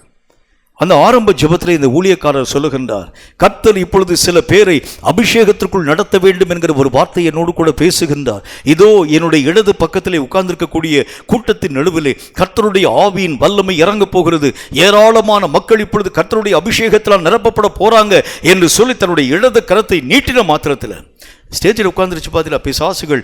ஒரு கூட்டம் பிசாசு ஒரே ஓட்டமாய் ஓடி போய் இடது வரிசையிலே அமர்ந்திருக்கக்கூடிய ஜனங்களுக்கு மத்தியிலே உள்ளே போனது. எல்லாரும் ஆவியில நிறைகிறாங்க. இப்பொழுது வலது பக்கத்திலே அநேக விதமான மக்களை சுகமாக்க போகிறேன் என்று சொல்கிறார். இன்னும் ஒரு கூட்டம் பிசாசுகள் இறங்கி ஒரே ஓட்டமாய் ஓடி வலது புறத்திலே ஓடின பொழுது ஏராளமான அற்புதங்கள். அப்பதான் என்னுடைய அண்ணன் பார்த்தாங்க, ஐயோ நடைபெறக்கூடிய கூட்டம் ஆவிக்குரிய கூட்டம் நம்ம நினைச்சோம். நல்ல பிரபலமான ஊழியக்காரருடைய பெயர் நமக்கு அறிவிக்கப்பட்டிருந்தது. அவருடைய ஊழியம் என்று சொன்னால் அத்தனை வல்லமை நிறைந்த ஒரு ஊழியம். ஆனால் இந்த ஊழியத்திலே அவர்கள் என்ன காரியங்களை வைத்து அந்த ஊழியங்களை செஞ்சிட்டு இருக்கிறாங்க, அவர்களை அறியாமல் பிசாசுக்கு அவர்கள் ஊழியங்களை செய்கிறார்கள் என்பதை கண்டுகொண்ட மாத்திரத்தில் அந்த கிரவுண்டை விட்டு ஒரே ஓட்டமாய் வெளியே வர ஆரம்பிச்சிட்டாங்க. அங்கே இருக்கக்கூடிய சில சகோதரர்கள் கேட்டாங்க, அந்த ஊழியக்காரருடைய பிரசங்கத்தை கேட்கலையா, அந்த ஊழியக்காரருடைய மற்ற காரியங்களை நீங்கள் பார்க்கலையான்னு சொல்லி. நான் பார்த்த அளவுக்கு எனக்கு போதும், ஆளை விடுங்கள் என்று சொல்லி ஒரே ஓட்டமாக ஓடி வந்துட்டாங்களாம். எதுக்கு நான் சொல்ல வருகிறேன், சில பேர் தங்களை அறியாமல் சாத்தானுடைய தந்திரங்களினால் வஞ்சிக்கப்பட்டு தாங்கள் நினைக்கிறார்கள் கர்த்தருக்கென்று ஊழியம் செய்கிறேன் என்று சொல்லி பிசாசுக்கு அவர்கள் ஊழியம் செய்யக்கூடிய மக்களாய். இப்படிப்பட்ட தந்திரங்களை நீயும் நானும் உடைய பண்ண வேண்டும். இப்படிப்பட்ட சாத்தானுடைய மோசம் போக்கும் தந்திரங்களை, வஞ்சிக்கக்கூடிய தந்திரங்களை, கர்த்தரை மறுதலிக்க செய்யக்கூடிய தந்திரங்களை, கர்த்தராக தேவன் தான் பேசினார் என்று சொல்லி துணிகரமாய் பேசக்கூடிய தந்திரங்களை மெய்யாகவே உடைய பண்ண நீயும் நானும் எழும்ப வேண்டும் என்று கர்த்தர் சொல்லுகின்றார். நீயும் நானும் எழும்ப வேண்டும். இதற்குத்தான் இந்த அபிஷேகம் உனக்கும் எனக்கும் கொடுக்கப்பட்டிருக்கிறது. இந்த அபிஷேகத்தை பெற்றிருக்கக்கூடிய நீ எத்தனை காலம் சாத்தான் தந்திரம் செய்யும்படிக்காக நீ மெய்யாகவே விட்டுக் கொடுத்து கொண்டே இருக்க போகின்றாய். அவனுடைய தந்திரமான சாலைகளை உடைய பண்ண காலம் வந்தாயிற்று என்று கர்த்தர் நமக்கு சொல்லுகின்றார். காலம் வந்தாயிற்று. இதை கேட்கும் கர்த்தருடைய பிள்ளையே, பொல்லாத பிசாசு இந்த நாட்களிலே எத்தனை ஆயிரம் லட்சம் கோடா கோடி மக்களை கண் சொருகி போன மக்களாக உருவாக்கி கொண்டு வருகிறான். எத்தனை மக்கள் அவர்கள் கண் சொருகி போய் தாங்கள் எதை நோக்கி போகிறோம் தெரியல, அவங்களுக்கு எதை நாங்கள் பிரசங்கம் பண்ணுகிறோம் தெரியல, எதை நாங்கள் வலியுறுத்துகிறோம் தெரியல. காரணம், சாத்தானுடைய தந்திரமான சாலைகளிலிருந்து வரக்கூடிய அநேகம் கலப்பான காரியங்கள். கர்த்தரை அவர்கள் தூக்கி எறிஞ்சிட்டாங்க, மறுதலிக்கிறாங்க. அவர்களுக்கே அறியாமல் கர்த்தராகிய தேவனுக்கு விரோதமான வார்த்தைகளை அவர்கள் பேசுகிறதற்கு காரணம் கண் சொருகி போன ஒரு நிலை என்று கர்த்தருடைய வேதம் சொல்கிறது. இந்த தந்திர சாலையை உடைய பண்ணத்தான் தேவன் உன்னையும் என்னையும் உருவாக்குகிறார். தேவன் உன்னையும் என்னையும் ஏற்படுத்துகின்றார். நீயும் நானும் அவருடைய கையின் கீழாக ஆயுதங்களாய் பயன்படுத்தப்பட வேண்டும் என்கிறது கர்த்தருடைய வேதம் சொல்லக்கூடிய நல்ல ஒரு வாக்கியம் என்று கர்த்தர் நமக்கு சுட்டி காண்பிக்கின்றார். மூன்றாவது ஒரு முக்கியமான ஒரு விஷயத்தை பாருங்க. இந்த தந்திரம் எதை மையப்படுத்தி நம்முடைய வாழ்க்கையிலே வருகிறது என்று பாருங்கள். ஆதியாகம புஸ்தகத்தில் 3வது அதிகாரம் 1வது வசனம் ஒரு வார்த்தையை நமக்கு சொல்கிறது. வாசிக்க கேளுங்கள். ஆதியாகமம் 3வது அதிகாரம் 1வது வசனத்தை வாசிக்க கேளுங்கள். தேவனாகிய கர்த்தர் உண்டாக்கின சகல காட்டு ஜீவன்களை காட்டிலும் சர்ப்பமானது தந்திரமுள்ளதாய் இருந்தது. அது ஸ்திரீயை நோக்கி நீங்கள் தோட்டத்திலே உள்ள சகல விருட்சங்களின் கனிகளையும் புசிக்க வேண்டாம் என்று தேவன் சொன்னது உண்டோ என்று அவளை பார்த்து கேட்டது. கர்த்தருடைய வேத புஸ்தகத்தில் 3வது தந்திரம் என்ன அப்படின்னா, உங்கள் வாயிலிருந்தே கர்த்தராகிய தேவனுடைய வார்த்தைகளை திருடி கொண்டு போகக்கூடிய தந்திரம். கர்த்தருடைய வார்த்தைகள் நீங்களும் நானும் நினைக்கிறதை போல சாதாரணமானது அல்ல. இது உருவாக்கவும் அழிக்கவும் வல்லமை வாய்ந்தது. எதையும் உடையப்படவும் சிதறப்படவும் அதிகாரம் வாய்ந்தது. இந்த சாத்தானுடைய காரியங்களை அதமாக்க வேண்டுமென்றால் கர்த்தருடைய வார்த்தைகள் நம்முடைய வாழ்க்கையிலே உருக்கொள்ள ஆரம்பிக்கிறது உண்டானால் சாத்தானுடைய எல்லா மதகுகளையும் மரண்களையும் உடைய பண்ண உங்களால் ஆகும். இது எல்லா விதமான பூட்டுகளையும் திறக்கக்கூடிய மகா பெரிய சாவி கொத்து என்பதை நீங்கள் கற்றுக்கொள்ள வேண்டியது அவசியம். இந்த வேத வாக்கியங்களினால் திறக்கப்படாத எந்த விதமான பிரச்சனைக்குரிய காரியங்களும் உலகத்திலே வந்ததே இல்லை. எதையும் எந்த காரியங்களையும் நீங்கள் ஜெயிக்க இந்த வேத வாக்கியங்கள் போதுமானதாக இருக்கிறது. இப்போ பிசாசு என்ன செய்யலாம் பாருங்க. கேட்கப்படக்கூடிய வசனம், இந்த வார்த்தையை நான் உங்களுக்கு சொல்லும்போது இந்த வார்த்தைகள் உங்களை அறியாத ஒரு எழுப்பதை உங்களுக்குள் கொண்டு வர ஆரம்பிச்சிருக்கும். உங்களை அறியாத ஒரு வல்லமையான காரியம், நான் சாத்தானுடைய அரணை தகர்க்கும்படிக்காக கடந்து போக வேண்டும். உங்களை அறியாத ஒரு எழுப்புதல், உங்களை அறியாத ஒரு வல்லமை உங்கள் ஆவிக்குரிய நிலைகளிலே பற்றி எரிந்து கொண்டிருக்கக்கூடிய இந்த நேரத்தில் பிசாசு என்ன பேசும்படிக்காக வருகின்றான். உங்களை பார்த்து சொல்றான், உன்னை கர்த்தராக தேவன் பயன்படுத்த வேண்டும் என்று உன்னோடு கூட பேசினது உண்டா அப்படின்னு கேட்குறான். உங்களை பார்த்து தந்திரமாக உங்களோடு கூட பேச ஆரம்பிக்கின்றார். நீங்கள் சொல்கிறீங்க, ஆமாம் நான் என்னை ஆண்டவராக தேவன் இதற்காக பயன்படுத்த வேண்டும் என்று வைத்திருக்கிறார் தெரியுமா. சாத்தான்ட்டே நீங்கள் போய் சொல்வீங்க, சாத்தானுடைய தந்திரமான அரணை உடைய பண்ணும்படி. அடடா, கர்த்தராகிய தேவன் இந்த மாதிரியான காரியங்களை பேசி இவனுடைய ஆவிக்குரிய நிலைகளை எழுப்புதல் அடைய செய்ய ஆரம்பித்திருக்கிறார் என்று சொல்லி உங்கள் வாயில் இருக்கக்கூடிய வார்த்தைகளை அவன் திருடி தன் அரணை இன்னும் பலப்படுத்திக் கொள்ள ஆரம்பிக்கிறான். அப்போ சாத்தானுடைய முக்கியமான மூன்றாவது காரியம் என்ன? நீங்கள் எவைகள் எல்லாவற்றிலும் உணர்வற்ற நிலைகளிலே அவைகளை இழக்கும்படிக்காக ஒப்பு கொடுக்க ஆரம்பிக்கிறீங்க. சாத்தானுடைய கண்கள் ஆழமாய் பார்க்கிறது. நான் அடிக்கடி என்னுடைய செய்தியிலே சொல்லக்கூடிய ஒரு நல்ல ஒரு உதாரணம், ஆஸ்திரேலியா பகுதியில் வாழக்கூடிய ஒரு விதமான பறவை, கல் என்கின்ற ஒரு பறவை. இந்த பறவைகள் முட்டைகளை இட்டு குஞ்சுகளை பொறிக்கிறது வழக்கம். அது ஆஸ்திரேலியா, அதாவது அந்த கடற்கரை ஓரங்களிலே பறந்து அது அநேக விதமான மீன்களை பிடித்து தங்களுக்கு இரையாக பயன்படுத்தக்கூடிய ஒரு பறவையுடைய இனம். இதுக்கு பக்கத்தில் ஒரு வல்ச்சர் சம்பந்தப்பட்ட அல்லது ஒரு கழுகு இனமான ஒரு பறவை ஒன்று. இது என்ன செய்யும் என்று சொல்லி பார்த்தால், இந்த கல் என்கின்ற பறவைகள் கட்டியிருக்கக்கூடிய கூடுகளை குறிவைத்து பார்த்து கொண்டே இருக்குமா. இந்த பறவைகள் முட்டையிடக்கூடிய காலம் வரக்கூடிய வரைக்கும் பார்த்து கொண்டே இருக்கக்கூடிய இந்த கழுகு இனமான பறவை, இந்த கல் என்கின்ற பறவை முட்டைகளை இட்ட மாத்திரத்தில் இதற்கு ஒரே ஒரு வீக்னஸ் உண்டு. என்ன வீக்னஸ் உண்டு? இந்த முட்டைகளை அபகரிக்கும்படிக்காய் வரக்கூடிய அந்த கழுகு இனத்தை சார்ந்த பறவைகளை மேற்கொள்ள அதனால் முடியாது. பயந்து போகிற அதை பார்த்த உடனே பயந்து போய் என்ன செய்யும் பாருங்கள், அந்த கல் என்கிற அந்த பறவை இட்டிருக்கக்கூடிய முட்டைகளை திருடி தின்னும்படிக்காய் வரக்கூடிய இந்த கழுகு இனமான பறவைகளை பார்த்த மாத்திரத்தில் முட்டைகளை விட்டு ஒதுங்கி தள்ளி நின்று கொள்ளும்.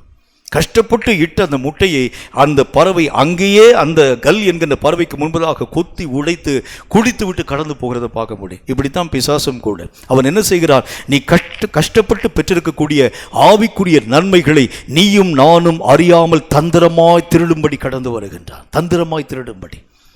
இந்த வாக்கியங்கள், இந்த கவனும் கல்லும் என்கிற செய்தி ஆரம்பித்து எத்தனை நாட்கள் ஆகிவிட்டது என்று பாருங்கள். எத்தனை செய்தி நம்ம கேள்விப்பட்டிருப்போம். இந்த செய்திகள் கேட்க கேட்க நம்மை அறியாத ஒரு எழுப்புதல், நம்மை அறியாத ஒரு வல்லமை, நம்மை அறியாத ஒரு பலம். கர்த்தர் என்னை அழைத்த அழைப்பினுடைய நோக்கம் நான் புரிந்து கொண்டேன். சாத்தானை எதிர்க்க தேவன் என்னை பயன்படுத்தக்கூடிய அந்த மார்க்கங்களை பற்றி அறிந்து கொண்டேன் என்று பேசக்கூடிய நீ, இப்ப நான் உங்களை பார்த்து ஒரு கேள்வி கேட்கிறேன் பாருங்க. இப்படிப்பட்ட காரியங்களை உணர்ந்து கொண்ட நீ இப்பொழுது என்ன செய்து கொண்டிருக்கிறான்னு கேட்டா ஒண்ணுமே செய்யல. இயங்க வேண்டிய காலம் நமக்கு தெரியும். கர்த்தராகிய தேவன் உன்னை பயன்படுத்த போகிறார் தெரியும். கர்த்தருக்கு ஆயத்தப்பட வேண்டிய காலம் நமக்கு தெரியும். என்றாலும் கூட பிரசங்கத்தை கேட்டு எழுப்புதல் அடையக்கூடிய நீ உன் ஆவிக்குரிய வாழ்க்கையில என்ன ஆயத்தத்தை செய்ய ஆரம்பித்திருக்கலாம் என்றால் ஒண்ணுமே இல்லை, நத்திங். கேட்கக்கூடிய வரைக்கும் எழுப்புதல் வரக்கூடிய இந்த செய்தி ஏன் கிரியைகளை நடப்பிக்காமல் போனது? சாத்தான் தந்திரமாய் நீ பெற்றிருக்கக்கூடிய வாக்கியங்களை திருடிக்கொண்டு போக ஆரம்பித்து விடுகின்றான். நீ தந்திர ஆண்டவராகிய தேவனுடைய கரத்திலிருந்து கஷ்டப்பட்டு பெற்றிருக்கக்கூடிய ஆவிக்குரிய நன்மைகளை பொல்லாத பிசாசு திருடிக்கொண்டு போகும்படியான காரியங்களை உருவாக்கி நீயும் நானும் பலவீனப்பட வேண்டும். உன்னுடைய ஆவிக்குரிய பலத்தை பலட்சியமாக்க வேண்டும். கர்த்தராகிய தேவனுக்குள் எழும்பிவிடக் கூடாது என்கின்ற காரியங்களை மையப்படுத்தி பொல்லாத பிசாசு உன் வாயிலே காணப்படும் ஆவிக்குரிய காரியங்களை திருடிக்கொண்டு போகும்படி கடந்து வர ஆரம்பிச்சிடும். இது அவனுடைய மகாபரிய தந்திரம். ஆரம்ப நாட்களிலே ஏவாளுடைய வாயிலிருந்து சாத்தான் தந்திரமாய் வார்த்தைகளை திருடவில்லையா? அதே சாத்தான் இன்றைக்கும் அதே தந்திரங்களை பயன்படுத்துகிறான். ஆவிக்குரிய ஜனமாய் காணப்படக்கூடிய உன்னையும் என்னையும் அதிகமாய் உற்சாகப்படுத்தக்கூடிய வார்த்தை எது? உன்னையும் என்னையும் எழுப்பக்கூடிய வார்த்தை எது? உன்னையும் என்னையும் கர்த்தராகிய தேவனுக்குள் உருவாக்கக்கூடிய வார்த்தை எது? வலுப்பெற பண்ணக்கூடிய வார்த்தை எது? அந்த வார்த்தைகளை திருடிக்கொண்டு போகக்கூடியது மட்டுமல்ல, அந்த வார்த்தைகளை நீர்த்து போக செய்யவும் ஆரம்பித்து விடுகிறார். ஆரம்பத்தில் கொப்பளித்து எழக்கூடிய நாம் அடங்கி போகிறதனுடைய காரணம் அதுதான். சாத்தானுடைய தந்திரம், சாத்தானுடைய மறைவான தந்திரம். இதை குறிவைத்து தாக்குவித்தான் ஆண்டவராகிய தேவன் உன்னையும் என்னையும் அழைக்கிறேன் என்று சொல்லுகின்றார். இதை குறிவைத்து தாக்கும்படிக்காகத்தான் தேவன் உன்னையும் என்னையும் தெரிந்து கொண்டேன் என்று சொன்னார். இந்த சாத்தானுடைய தந்திரங்கள் நமக்கு தெரியாதவைகள் அல்ல. அப்போஸ்தலன் பேசினார். சாத்தானுடைய தந்திரங்களை பற்றி நாம் உண்மையாகவே அறிந்திருக்கிறோம். அவன் மகா பெரிய தந்திரவாதி. தந்திரமான காரியங்களை உருவாக்கி ஆவிக்குரிய நிலைகளை மெய்யாகவே நிர்மூலமாக்கும்படிக்காக எத்தனை தந்திரங்களை உருவாக்குறார் நமக்கு அவைகள் எல்லாம் தெரிந்திருக்கிறது. அப்போஸ்தலன் பேசுகின்றார். தந்திரங்களை அறியக்கூடிய நீ செய்ய வேண்டிய முக்கியமான காரியம் என்ன? அவனுடைய தந்திரம் என்று அழைக்கப்படக்கூடிய அரணை உடைய பண்ண உன் ஆயுதங்களை கூர்மைப்படுத்து. உன் ஆயுதங்களை நீ அதிகப்படுத்த வேண்டியது அவசியம். அவனுடைய தந்திரங்கள், போதகங்களிலே வரக்கூடிய தந்திரங்கள், தேவனை மறுதலிக்கும்படிக்காக உருவாக்கப்படக்கூடிய தந்திரங்கள், ஆண்டவராகிய தேவனுடைய வார்த்தைகளை நம்முடைய வாயிலிருந்து பிடுங்கிக் கொண்டு போகக்கூடிய தந்திரங்கள், எல்லா தந்திரங்களையும் மெய்யாகவே உருவாக்கக்கூடிய அவனுடைய தந்திர சாலை என்று அழைக்கப்படக்கூடிய அவனுடைய அரணிப்பான பட்டணங்களை குறிவைத்து தாக்கு என்று கர்த்தர் சொல்லுகின்றார். குறிவைத்து மேற்கொள்ள வேண்டும். இதுக்குத்தான் தேவன் உன்னையும் என்னையும் அபிஷேகம் பண்ணி வைத்திருக்கிறேன். உன்னையும் என்னையும் தெரிந்து கொண்டே அவனுடைய ஒரு வழியான காரியங்களை அல்ல, அவனுடைய ஒரு முனை தாக்குதல்களை அல்ல, அவனுடைய ஒரு விதமான செயல்களை அல்ல, ஒட்டு மொத்த அரணையும் நீ மெய்யாகவே கவிழ்த்து போட வேண்டும் என்று கர்த்தருடைய வேதம் நமக்கு சுட்டி காண்பிக்கிறது. இந்த உலகத்திலே காணப்படும் மற்ற எந்த விதமான விஷயங்களையும் பற்றி அல்ல, கர்த்தராகிய தேவன் நமக்கு சொல்லக்கூடிய நல்ல ஒரு வார்த்தையின்படியே எதிராக வரக்கூடிய பிசாசின் தன்மைகளை நேருக்கு நேராய் தாக்கக்கூடிய தன்மைகள் அல்ல, அவனுடைய அரண் என்று அழைக்கப்படக்கூடிய சாத்தானுடைய தந்திரமான பண்ட சாலைகளின் மேல் உங்களுடைய குறிகளை வைத்து தாக்குங்கள் என்று கர்த்தர் நமக்கு சொல்லுகின்றார். இந்த மாதிரியான காரியங்களுக்காகவே தேவன் உன்னையும் என்னையும் அழைத்திருக்கிறார். இவைகளை நீ உன்னுடைய வாழ்க்கையை அபியாசப்படுத்த ஆரம்பிக்கிறது உண்டானால் சாத்தானுடைய எல்லா வல்லமைகளும் நடுங்குகிறதை கண்கூடாய் பார்க்க முடியும் என்று கர்த்தருடைய வேதம் சொல்கிறது. தனி ஒரு பிசாசின் ஆதிக்கங்களை அல்ல, தனி ஒரு சாத்தானுடைய தன்மைகளை அல்ல, சாத்தானுடைய அரணிப்பான கட்டணங்கள் யாவற்றையும் குறிவைத்து தாக்குங்கள். சாத்தானுடைய அரணிப்பான தன்மைகள் யாவற்றையும் துவண்டு போக பண்ணுங்கள். இவைகளுக்காகவே கர்த்தர் உன்னையும் என்னையும் அழைத்திருக்கிறேன் என்று சொல்லுகின்றார். மூன்றாவது ஒரு முக்கியமான ஒரு காரியத்தை பற்றி பாருங்கள். இது ரொம்ப முக்கியத்துவம் வாய்ந்த ஒரு விஷயம். சாத்தானுடைய மிக பிரதானமான தந்திரம் ஒரு ஆவிக்குரிய ஜனத்தை கேவலப்படுத்தக்கூடிய காரியங்களை சாத்தான் உருவாக்குகிறதை பார்க்க முடியும். வாசிக்க கேளுங்கள். லூக்கா எழுதின சுவிசேஷத்தில் 8வது அதிகாரம் 35வது வசனம் இந்த வார்த்தையை நமக்கு சொல்கிறது. லூக்கா எழுதின சுவிசேஷம் 8வது அதிகாரம் 35வது வசனத்தை வாசிக்க கேளுங்கள். அதுல வசனம் என்ன சொல்கிறது என்று பாருங்கள். அப்பொழுது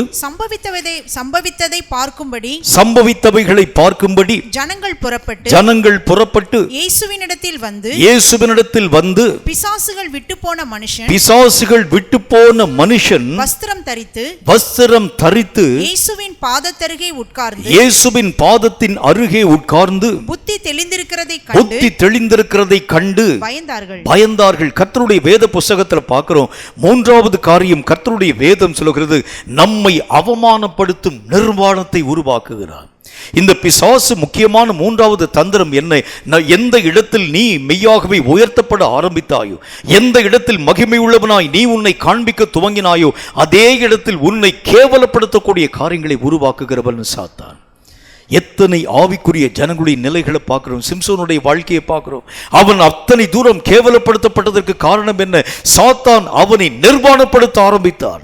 சாத்தான் அவனுடைய மகிமைகள் யாவற்றையும் உறிஞ்சி குடிக்க ஆரம்பித்தார்.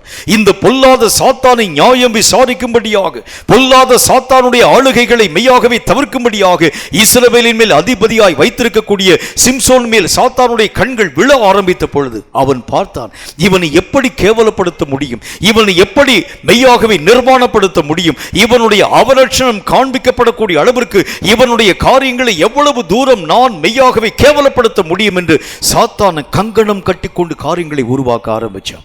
கர்த்தருடைய வேதம் சொல்லுகிறதை போல சாத்தானுடைய முக்கியமான தந்திரம் என்ன அப்படின்னா, எந்த இடத்தில் நீ உயர்த்தப்பட்டாயோ அதே இடத்தில் உன்னை கேவலப்படுத்தும் பொழுது கர்த்தருடைய நாமம் மெய்யாகவே தூஷிக்கப்பட ஆரம்பிச்சிடும். கர்த்தருடைய பெயர் அங்கே மெய்யாகவே பழுதாக பேசப்பட ஆரம்பிச்சிடும். இதை ஒரு தந்திரமாகவே பொல்லாத பிசாசு பயன்படுத்த ஆரம்பிக்கின்றான். இதை கேட்கும் கர்த்தருடைய பிள்ளையே, இவனுடைய இந்த தந்திரமான காரியங்களை நின்று நீங்களும் நானும் விடுவிக்கப்பட வேண்டும் என்றால் இந்த அரணை நீ மெய்யாகவே குறிவைத்து தாக்கு என்று கர்த்தருடைய வேதம் நமக்கு சொல்லுகிறது. அவன் செய்யக்கூடிய முக்கியமான வேலை என்ன? என்ன விதமான அவமானங்களை நம்முடைய வாழ்க்கையிலே உருவாக்க போகிறார்? எந்த நிலையிலே நாம் ஆவிக்குரிய தன்மைகளை இழக்கக்கூடிய தன்மைகளை, அந்த சூழ்நிலைகளை உருவாக்க போகிறான் என்று பாருங்கள். வெளிப்படுத்துகிற விசேஷத்தில் 16வது அதிகாரம் 15வது வசனம் இந்த வார்த்தையை நமக்கு சொல்லுகிறது. வாசிக்க கேளுங்கள். வெளிப்படுத்துகிற விசேஷம் 16வது அதிகாரம் 15வது வசனம். இதோ திருடனை போல் வருகிறேன், திருடனை போல நான் வருகிறேன். தன்னுடைய மானம் காணப்படத்தக்கதாக நிர்வாணமாய் நடவாதபடிக்கு விழித்துக்கொண்டு தன் வஸ்திரங்களை காத்துக்கொள்ளுகிறவன் பாக்கியவான். முதல் காரியம், சாத்தான் எந்த இடத்தில் நம்முடைய வாழ்க்கையிலே நிர்வாண நிலையை, அல்லது கேவலப்படுத்தப்படக்கூடிய நிலையை உருவாக்க போகிறான் என்றால் வெளிப்பற்ற காரியத்தின் நிமித்தம் உன்னையும் என்னையும் கேவலப்படுத்தும் தன்மைகளை நோக்கி சாத்தான் கடந்து போக நம்முடைய காரியங்களை நகர்த்தி கொண்டு போகிறதை பார்க்க போகின்றோம். இப்ப கர்த்தர் எதை நம்முடைய வாழ்க்கையிலே வலியுறுத்தி பேசுகின்றார்? ஒரு கிறிஸ்தவன் விழித்து எழ வேண்டிய காலத்தில் எழாமல் போகிறது உண்டானால் அவன் நிர்வாணியாய் நினைவு கூறப்படுகின்றான். அவன் ஆண்டவராகிய தேவனை கேவலப்படுத்தும் மனிதனாய் மாற்றப்படுகின்றான். தேவனாகிய கர்த்தரால் உருவாக்கப்பட்ட மனிதன் கர்த்தரை அவமானப்படுத்தக்கூடிய செயல்கள் விழிப்பு நிறைந்த காலங்களில் விழிப்பற்ற நிலையின் ஊடாக கடந்து போகக்கூடிய தன்மைக்கு பெயர்தான் என்று கர்த்தருடைய வேதம் நமக்கு சொல்லுகிறது. இப்ப சாத்தான் என்ன செய்கிறான் பாருங்கள். இப்பொழுது நடைபெறக்கூடிய உலக அரங்கிலே காணப்படக்கூடிய பிரச்சனைகளுக்கு நாம் என்ன தீர்வு சொல்ல போகின்றோம்? நாம் நம்முடைய வழியை பார்த்து கடந்து போகலாம். நல்ல ஆராதனை முறைமைகள் நமக்கு திறந்து வைக்கப்பட்டிருக்கிறது. சபைகளில் இப்போ ஓபன் ஆக்கப்பட்டிருக்கிறது. நல்ல சபைகளிலே வரக்கூடிய அந்த மக்களால் வரக்கூடிய அநேகம் ஆதாயங்கள், அநேகம் விதமான ஆயத்தங்கள், அநேகம் விதமான காணிக்கைகள், திருப்தியாக நாம் வாழ்க்கை வாழ ஆரம்பித்தால் போதும். இந்த நிலைகளை நம்முடைய வாழ்க்கையை தரக்கூடிய சாத்தான் நிர்வாணியாய் உன்னை உருவாக்க ஆரம்பிக்கிறான். வெளிப்பற்ற தன்மை நிமித்தம் கடைசி காலத்திலே கர்த்தராகிய தேவன் வரும் பொழுது தன் மானம் காணப்படாதபடிக்கு வஸ்திரங்களை காத்துக்கொள்கிறவன் பாக்கியவான். கர்த்தர் அதைத்தான் சொல்றார். ஆண்டவருடைய வேதம் சொல்கிறது, இந்த விழிப்பு என்கின்ற அந்த தன்மைகளை இழந்து போக ஆரம்பிக்கிறதுனால உன்னுடைய வஸ்திரத்தை திருடி கர்த்தருக்கு முன்பதாக நிற்க திராணியற்றவனாய் உன்னை அவன் உருவாக்க வேண்டும் என்கிறதான் கர்த்தர் அந்த சாத்தானுடைய முக்கியமான பிரியம் என்கிறதை நீ கற்றுக்கொள்ள வேண்டும். எந்த கர்த்தர் உன்னை குறித்து சாத்தானுக்கு முன்பதாக சவால் விட்டாரோ, எந்த கர்த்தர் உன்னை குறித்து சாத்தானுக்கு முன்பதாக பேசி இதோ என்னுடைய பிள்ளையை தொட உன்னால் ஆகாது என்று சொல்லி எந்த கர்த்தர் உன்னை குறித்து மெய்யாகவே பேசினாரோ அதே கர்த்தருக்கு முன்பதாக உன்னை கொண்டு போய் அவன் மெய்யாகவே நிர்வாணியாய் நிறுத்துகிறது உண்டானால் கர்த்தர் கேவலமடைய ஆரம்பிச்சிடுவார். கர்த்தர் அவமானப்படுத்தப்பட ஆரம்பிச்சிடுவார். இதை மையப்படுத்தித்தான் சாத்தான் இன்றைக்கு அநேகம் வெளிப்பற்ற நிலைகளை உருவாக்கி உன் வஸ்திரங்களை வாங்கி போடும் வகைகளை தேடிக்கொண்டு வருகிறான். பிரியமானவனே, ஜாக்கிரதை. உன் வஸ்திரத்தை நீ காத்துக்கொள்ளவில்லை என்று சொன்னால் உன் இயேசுவை நீ அவமானப்படுத்த ஆரம்பிச்சிடுவாய்.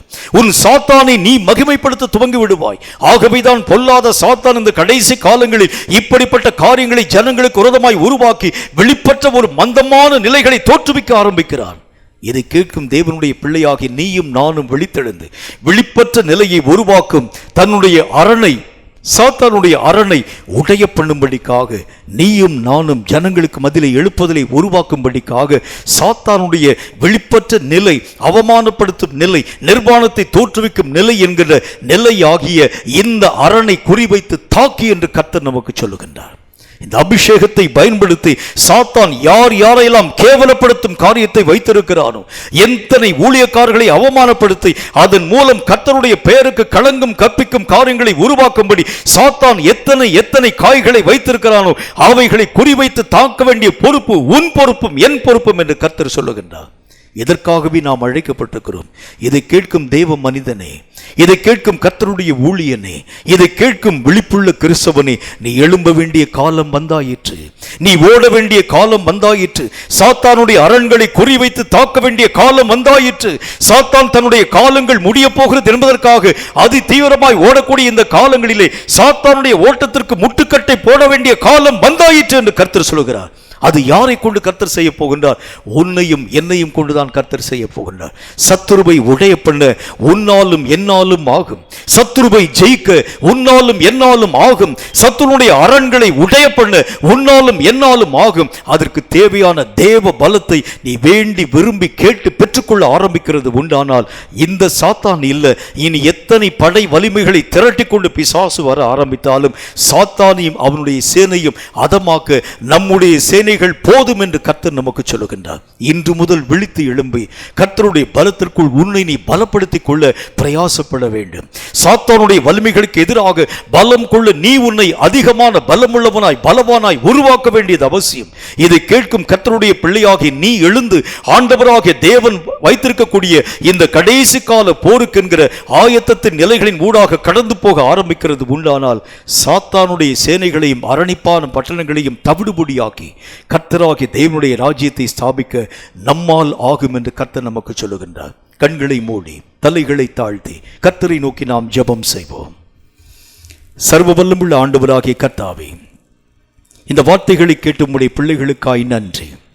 இந்த வார்த்தைகளின்படி கர்த்தாவே, சாத்தானுடைய அரண்களை தகர்க்கவே நீர் எங்களை உருவாக்கினேன் என்று சொன்னீரே.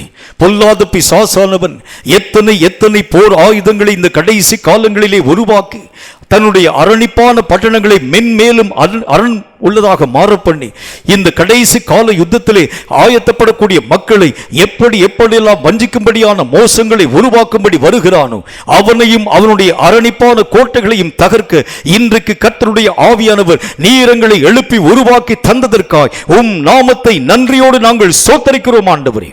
இந்த வார்த்தைகளை கேட்ட ஒவ்வொரு பிள்ளையினுடைய வாழ்க்கையிலும் ஒரு மகாபெரிய எழுப்புதலின் அலை, ஒரு மகாபெரிய எழுப்புதலின் சத்துவம், மகாபெரிய எழுப்புதலின் தீ பற்றி எரிய வேண்டும் என்று நான் ஜெபிக்கிறேன். சாத்தானுடைய அரணையும் கோட்டைகளையும் தகர்க்கத்தக்கதாக கிறிஸ்து இயேசுவுக்குள் உருவாக்கப்பட்ட கர்த்தராகிய தேவனுடைய படைகளின் வீரர்களாய் இந்த வார்த்தைகளை கேட்கும் ஒவ்வொரு பிள்ளைகளையும் கர்த்தரில் எழும்ப பண்ண வேண்டும் என்று இயேசு கிறிஸ்துவின் நாமத்தினால் நாங்கள் ஜெபிக்கிறோம். பொல்லாத சாத்தானே, இதோ உன்னை எதிர்க்க ஒரு கூட்டம் சேனைகள் இயேசுவின் நாமத்தினால் எழுப்பப்பட்டதற்காய் நன்றி.